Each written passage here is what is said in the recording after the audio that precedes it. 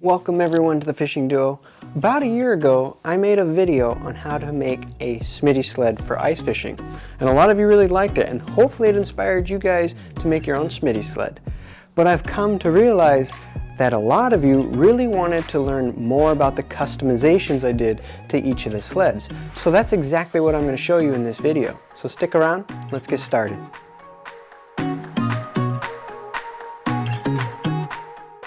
If you've never heard of a Smitty sled, now is the perfect time to pause this video and check out my other video where I actually made these sleds, because that will help you understand why these things are so beneficial when you're ice fishing.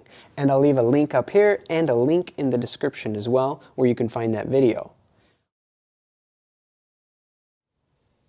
One of my favorite features that I added to this sled is probably this accessory strap. I'm able to attach my shovel to the side and keep it out of the sled and make a little bit more room and keep things dry, because your shovel tends to track slush and snow back in the sled. You can use this strap for just about anything too. You can strap on a chair, you could strap on an extra coat, whatever you need. But for us, it's a great place to store our shovel. And I'm going to show you exactly how I made it. The materials you need for this are pretty basic. All you need is some 1/4-inch shock cord and some of the accessories to go with it, including 2 end terminals that you can screw to the sled and a hook for hooking the bungee in place. And you can find all of this online. Once you get your shock cord cut to the length you need, you can fasten the terminal ends to the cord and then use 2 1-inch wood screws to fasten one end to the rear support of your sled and one to the front support of your sled. Then all you have to do is install the upper hook and you're ready to strap on your gear.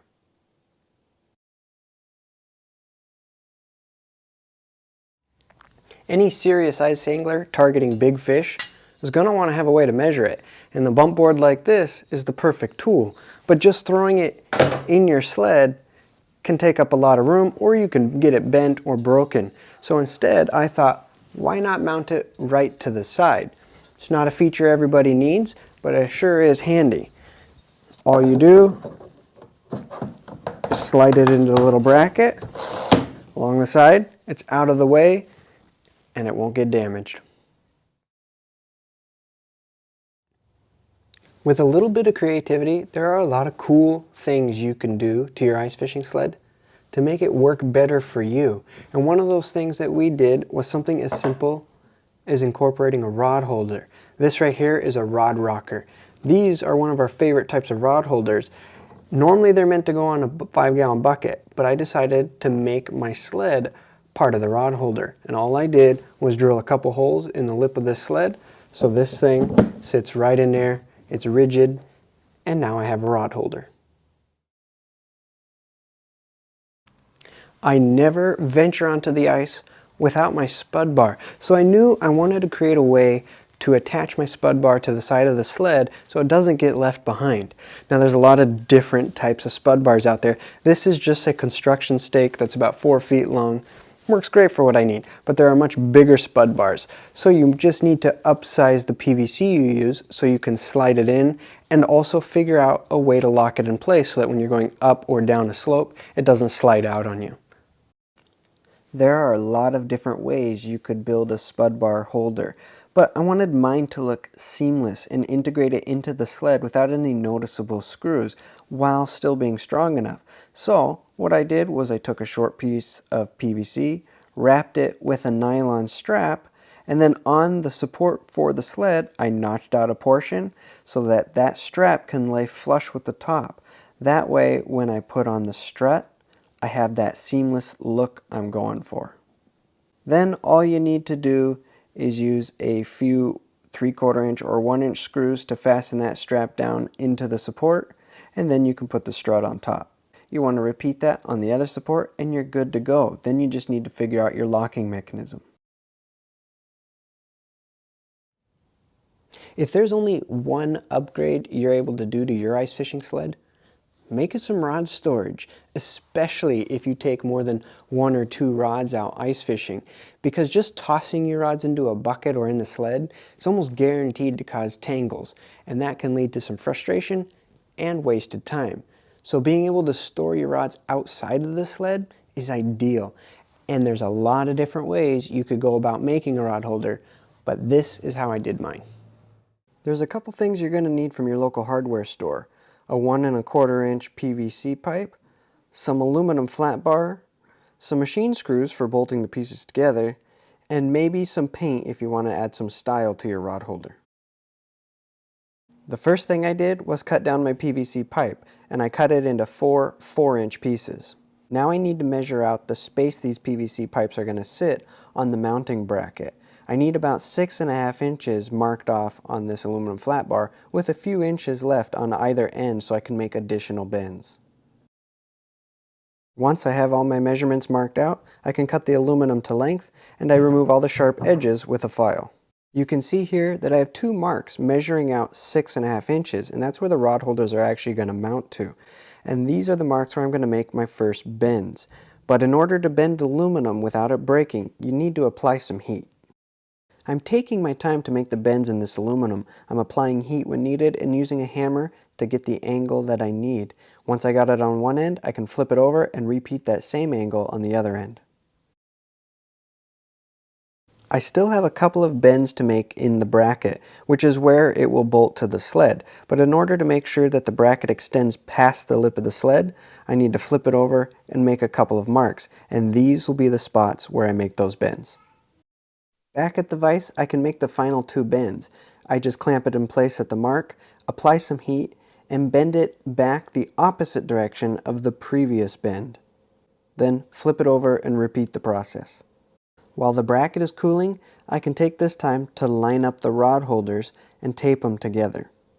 Then I can bring the bracket over, position it in the center, and make marks in the center of each of the rod holders on the aluminum. Because now I'm going to drill 2 holes on each of those marks, and that's what I'm going to use to mount the rod holders to the bracket. Next, clamp the bracket in place over the PVC rod holders, and you can use those holes you just drilled as a guide to drill through the PVC. If you decide you want to paint the components of your rod holder, now's the time. Otherwise, we can start bolting things together.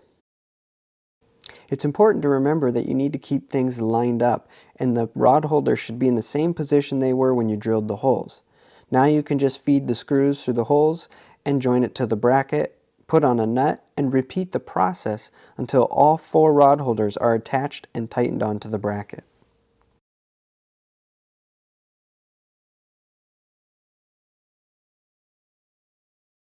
The final step is to actually drill the holes for where you're going to mount the rod holder to the sled.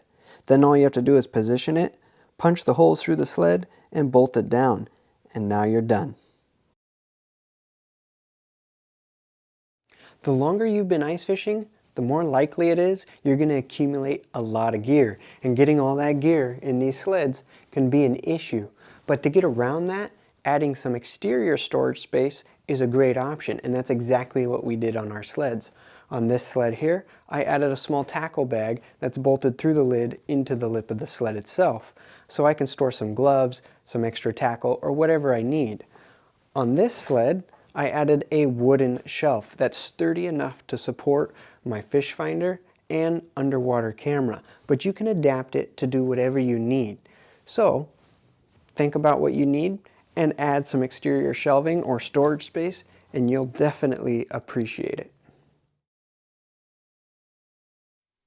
If you've ever struggled getting your sleds all packed up in the dark, trying to get out on the ice early, or maybe you had a long night of fishing and you're trying to get safely off the ice, then you know that using a headlamp, a flashlight, or even your phone is not the best solution for getting around in the dark. So that's why this year I'm doing a new project for one of my Smitty sleds, and that's this, LED lighting. I think it's going to be pretty cool, and I'm going to show you how I do it. So let's get started on that. I had to do a little shopping around in order to get all the stuff I needed for this project, but I started with a 12-volt LED light strip, and this one's about 8 feet long and it's waterproof. Then, in order to protect my circuits from any faults that might happen, I got an inline blade fuse holder, and this one has a 3-amp fuse in it. And since I wanted to be able to turn on and off the lights when I needed it, I also got a toggle switch.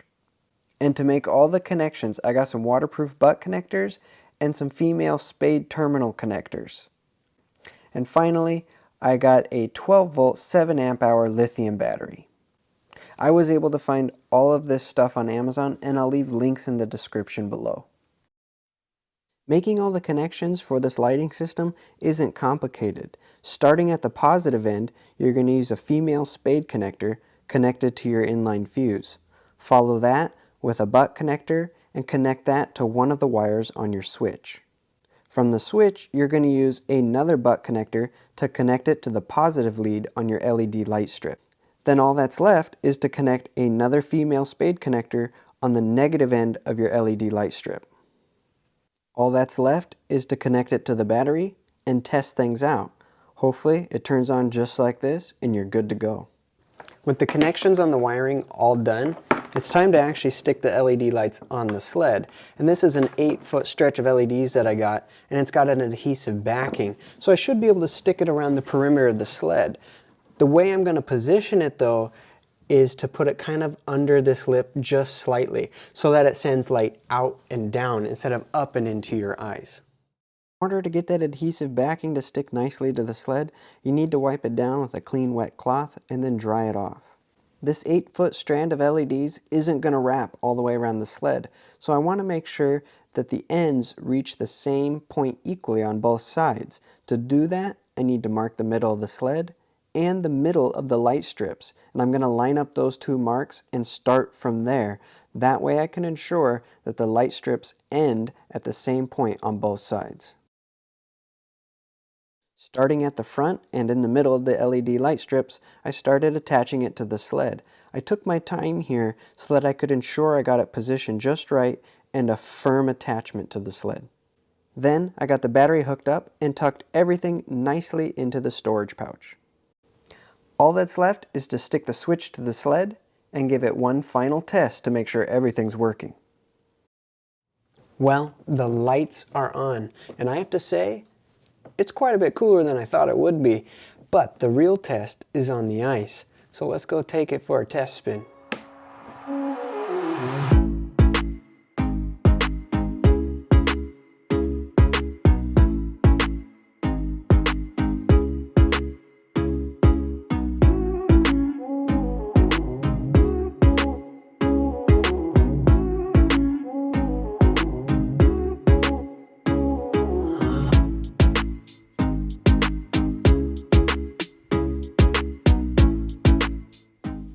Well, those are all the modifications I've done on my Smitty sled.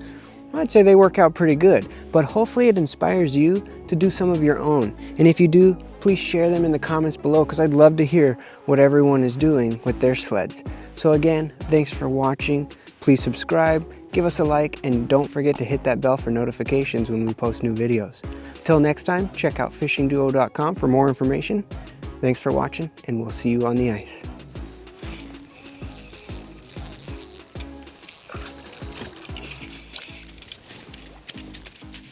That was good timing.